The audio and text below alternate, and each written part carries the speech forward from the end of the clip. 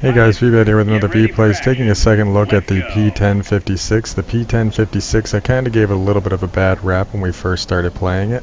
Now we are fully upgraded, and I said I was going to do another video and give it the due credit it needed due to the fact that we have the upgraded engines, we have the cannons equipped, and now we have enough airspeed to be able to equip the air-to-ground ordnance.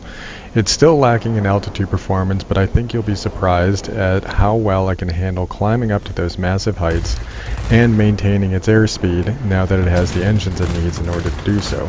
It may be operating above its optimum altitude in a lot of instances, but it has enough power in spades to be able to operate and do what it needs to do. Here we are taking advantage of the 40mm cannons that oftentimes people say aren't necessary, but have turned out to work out pretty well for me. The damage output allows it to be able to really put a heavy hurt on the enemy, and it has reasonable enough maneuverability with some of the mods we've equipped in order for it to be able to augment that damage capability and really put out the hurt on the enemy. Right now we're going to take advantage of some of the air-to-ground capability with these 1000-pounders. Granted, those aren't the perfect launch, but let's see what we can do with this massive amount of ordnance coming down. Yep, we were able to take that site and be able to help our team out in preventing the enemy from getting the very valuable rocket base. We do have a player here. Let's see if we can put some damage on him using these large cannons. We put a decent hit into him, but we need to move on. We're going to use our flaps to get a little bit more control and put a heavy hurt on that ground attacker, which is what we really want to see with this aircraft. Now, here's what I was talking about with the engine power. While we only had a 20-second boost, we are able to get a decent amount of power out of it. Now, we do have a heavy on our tail, and we're going to have trouble getting away from him, as well as a Yak-15. Let's see if we can get back in the fight and recoup what we just lost there.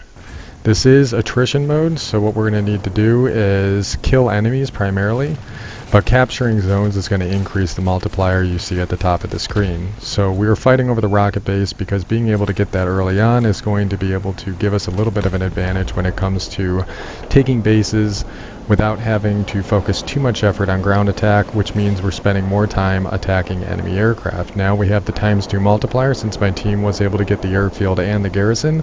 Now let's see if we can get back into the fight and control some of this battle. We're having a little bit of problems with this 262. Let's see if we can do something to get rid of this guy and give our team a bit more of an advantage. He's a very fast aircraft, but I as well am a very fast aircraft, and we'll probably be able to keep up with him, and with my damage output we should hopefully be able to at the very least cripple him in some of these engagements. Again, you're seeing us moving at very high speed, so maneuverability becomes a bit of a factor. Getting those 40s to hit can be problematic, so I am being very careful with my fire. We took out his engine, which is going to give us a little bit of an edge on trying to run him down. He's at very low health now. Let's see if we can pepper him away a little bit more. And we got him. Heavies, especially jet heavies, are going to be very problematic for our friends. Here is that player that killed us earlier. Let's see if we can repay the favor. Nope, Matt knows what he's doing. Let's move on to another zone and another target. We're using our ability to climb and trying to control this engagement. Look how fast we're able to maintain this climb even with only a 20-second boost. And we're going well over 300 miles an hour. It looks like Matt was taken out. Now let's go back to trying to take back this zone so we can get that capture point advantage. We have so much speed that we're overtaking the heavies that are defending the zone. So we throw on the brakes in order to give us a better chance to take him out. We do have another bot heavy up here, but it looks like he is stalling out trying to keep up with us at this altitude. Let's take advantage of the fact that he is pretty much a stationary target right now and unload with the full power of these guns, and we kill him with a single pass.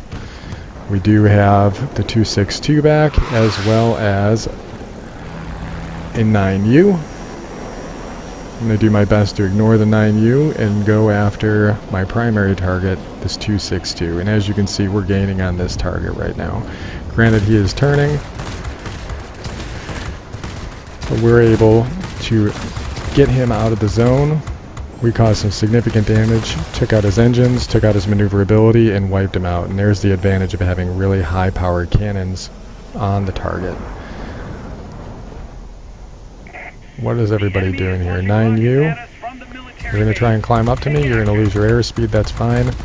I'll take advantage of that, and I'm going to power through this engagement. I don't want to sit here and have multiple aircraft on my tail. Let's see if we can do what we did before and help our team out with some of the damage that we want to do here. Probably overkill, but let's get the advantage while we can. Yep, that was quite a bit of damage to the target. As you can see, we don't have the capture zones, so the bots are losing a lot more points for us than we would like them to. The standard bot death rule can be very troublesome for us. But we did capture the zone, so that's good. There's Matt again. Oh, we lost our pilot, which means these guns are going to be incredibly inaccurate, so let's disengage and see if we can get some of our health back. You can see we're already going well over 500 miles an hour. Closest target is quickly departing, so let's go ahead and get ourselves some separation and we'll double back on the enemy. What's chasing me? A 109G? I think we can handle that. We do have some targets here we can take some advantage of. One's down. Let's see if we can double back and give this G a hard time. We're going to do a brake turn, see if we can get the nose around. And that was enough to be able to knock him out outright. This is a player, Salty McHaggis. Alright, cool, Salty. He's going to be turning into me, so let's put a little bit of damage into him. And we'll come back for another pass. We're going to take another pass up and over, perpendicular to his flight path. This is not going to be a good run. We'll be lucky if we don't hit the ground here, so let's try and turn and get away from them a little bit. It's important to be able to know where they're going to be going, and we should have known that he was going to be making a turn since he was getting to the edge of the airfield. Now he's got his guns on me, and that's fine, because now I got my guns on him, and as nasty as this tail gunner can be, those 40s can be much, much worse. We have another GA here. Let's see if we can cause him some damage. The IL-10 is a very fast ground attacker, but also very weak, so he trades a lot of his armor for velocity. So we'll take advantage of that, and we'll try and keep the advantage in this zone. Let's go back to the middle and see if we can offer some defensive capability to our team, since they are having a bit of a hard time.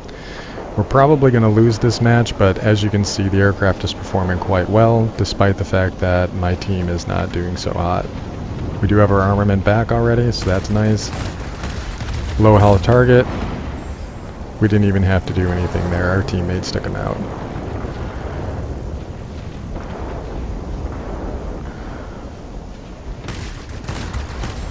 Took him out. We do have another aircraft inbound on our position. Took a bit of a hit there. Let's put out the fire. Let's get some boost. Whatever this is, it's hurting us pretty good, so let's see if we can get some separation. Engines out. We always want to get our engines back when we can. There's Haggis again.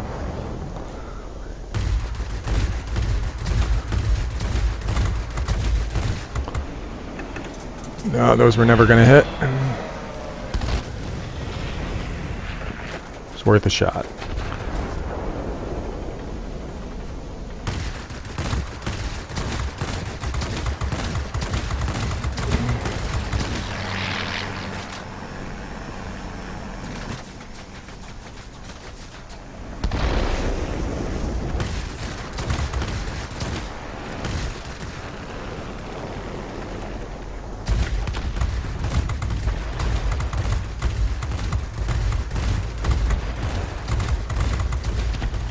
Took out Haggis, but we are really low on points now. Maybe we can get another kill in before the game's over.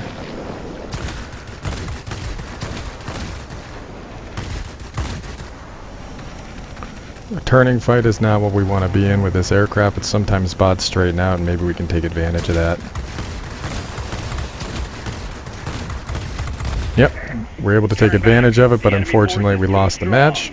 But all in all, not a bad match. You can see we got Wing Legend. I wasn't hurting for airspeed. I wasn't hurting too much for maneuverability. Granted, it is heavy, but the damage output was more than substantial enough, and we were able to use those air-to-ground ordnance to really good effect. So, opposed to what I showed in the first video where I was running the aircraft clean in order to optimize the ability to get some more airspeed out of the unupgraded engines, now we have the ability to equip the air-to-ground ordnance without too much of a loss to our overall capability. So let's take a look at this bad boy now that it's fully upgraded and see what we actually get available to us. So we had a pretty decent match here. Obviously we got Wing Legend, we did decently enough. There is this new system with personal rating. I'm not sure exactly how this works, but apparently if you do really well you can end up getting special prizes. Over the course of the past 4 or 5 games we've been able to rack up nearly 60,000 on that point system. But let's take a look at the upgrades on the aircraft and see what we really got. Now I talked about it before, but when you upgrade to the third engine from the very first stock engine, you get a total of 19 miles an hour boost in overall top speed. Now we are also going to be putting on the engine tuning, which gives us a 5% power to the engine, or a 5% boost to the overall engine power, which is going to be quite substantial. And something I think is a missing stat in the game is essentially going to be acceleration, and acceleration is going to come from the actual power output of the engines. Now bear in mind you're going to have to double these because it has 2 engines, and maybe my math is off, but that's the way I understand it. We started out with, let's say, 4,000 pounds of thrust. We upgraded to 4,700 and then culminated with 6,000. That's 2,000 foot-pounds over the course of the full set of upgrades. Now if you were to double that, that would be an even greater increase. So what I'm trying to say here is even though our top speed might not be that high, the acceleration has been increasing as we steadily increase the engine. So that acceleration makes that 20-second boost that much more powerful. So as a result, we're going to see much better performance out of the aircraft overall. So while it says that our top speed is 494, you saw that I was able to get up to and over 500 miles an hour in a lot of instances, and that's also because the dive speed's max is going to be 571 miles an hour as well. We do still get the capability of carrying the 2 1,000-pound bombs that were carried over from its predecessor, and we get upgraded rockets that instead of doing 1,000, I think it's about 1,000 damage per shot, are now up to 1,500. A decent enough upgrade, but I would recommend doing that last because, as I said, they're going to decrease your overall airspeed. So focus on getting the guns, then the engines, and then look at putting the air-to-ground ordnance on here in order to cap it off. These are the same rockets that are going to be available for the Gloucester, so it is worth the effort to upgrade. The Gloucester note gets double the amount of rockets for a total of 16, but no longer carries bombs. That makes things a little bit easier since you're not going to have to worry about a multitude of different air-to-ground loadouts to contend with and how you're going to use them. You can just make the same approach and use them effectively because you're focusing on only one type of damage type. Now, the 40mm cannons, this is going to be a flavor of choice depending on how you like to run things. A lot of people like just running the extra 220s and find that that works really well for them because they all operate very consistently between all of them, but I like focusing on putting out the most damage as I possibly can because I like making single run passes in my heavy, and you saw there were several examples of that in this gameplay. Now granted this was a loss, but for me I consider anytime I get a Winged Legend that we had a good loss, if there is such a thing. As you can see here, we were able to get a grade 3. A grade 3 is a perfectly respectable score. Taking a look at the team score, we were able to outperform all of the other players, including this bot-like player name I see here. I'm not sure what the logic is behind your name, sir, but it seems like you may be programmed. That's just neither here nor there, but I saw this a lot in World of Tanks, that there were players that had a number designator that would then go up for sale later in private sales, where you can actually buy a player from somebody that's already been upgraded and already has everything unlocked, although the stats might not be spectacular. So I'm not sure how this works or if this is actually the same thing happening in World of Warplanes, but as you can see, if you start running into players with weird names, I'm going to just go ahead and say that they may be a bot, especially when you're seeing them rack up scores like this. We did have some other players on our team that did all right. Like I said, 8,000 combat score is more than enough to be respectable. In fact, I'd say 6,000. And Sabanane, Not sure if I'm saying that correct, sir, but you were definitely on the cusp of that, and considering that this is attrition mode and not a traditional game mode, that is actually a very good score as well. So congratulations to you, sir. It's just unfortunate that our bots were not able to maintain all of those zones. We did our best to be able to help it out, but overall, I think we did fine. So what I'm actually saying here is, despite the game results, I think that this aircraft has actually grown on me and has turned into quite the performer, but it does take the upgrades in order to get it there. I enjoy this far more than I did the Hornet, and I also enjoyed the grind a lot more because I felt such a significant change with each one of the upgrades that it actually made it feel like it was worthwhile going through the grind. Excuse me, some of these aircraft you end up upgrading the modules and you're like, okay, I upgraded the module, I noted a minor change, but I don't know, was it worth the 5 hours I spent grinding up all that experience in order to get the next engine or the airframe? I know I needed to unlock it in order for me to be a little bit more competitive, and I know I probably needed to unlock at least the second engine on this aircraft in order to get to the next airframe, but it feels like it's a bit of a grind for no real result. In this case, everything you do to upgrade this aircraft has turned into a massive advantage in the aircraft's overall performance. So while it felt like a pig when it started, the thing really has turned into a boar. So B-O-A-R, not B-O-R-E. But it has turned out to be quite a bit of fun, and I've really enjoyed the aircraft. And again, give this thing a shot, and I think you guys will find that you'll be pleasantly surprised come the end result when you finally finish upgrading it. Thanks again. If you enjoyed the video, like, favorite, comment, subscribe. Let me know what you like, what you didn't like, and we'll try and make these videos better in the future.